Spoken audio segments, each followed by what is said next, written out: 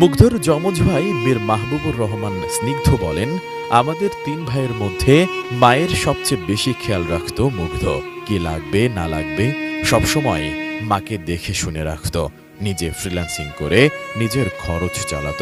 আমরা মানসিকভাবে মেনে নেওয়ার চেষ্টা করছি, কিন্তু মা এখনো কেঁদে চলেছেন। আর বাবা তো কথা বলতে গেলেই ভাষা হারিয়ে ফেলছেন। ও তো আমার শুধুমাত্র ভাই না, মানে আমার বন্ধু বলেন, বেস্ট ফ্রেন্ড বলেন, ভাই বলেন, সবই ও ছিল।